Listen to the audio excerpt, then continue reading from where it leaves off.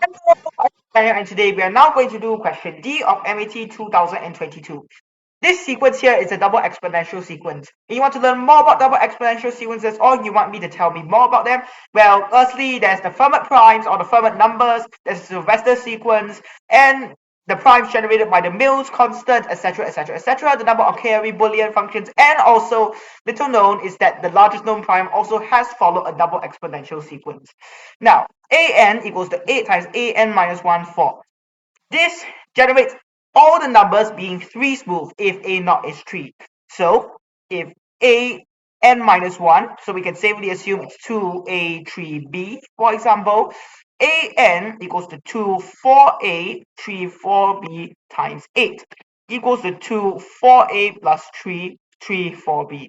Now, if we take 4a plus 3 and then of 0, and then you have 0, 3, 15, all the way, and then you realize that you add 1, you get the powers of 4.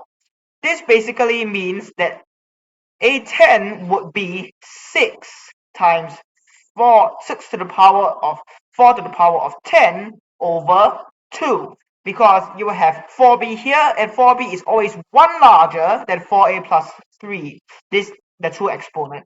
So we can simplify this to get 6 to 20 over 2, because 4 is 2 squared, and the product rule for exponents abc equals to abc, and therefore we can conclude 4 to the power of 10 equals to 2 squared to the power of 10 equals to 2 to the power of 20.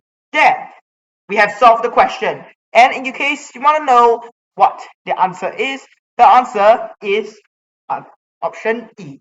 Well, see you in another MAT video.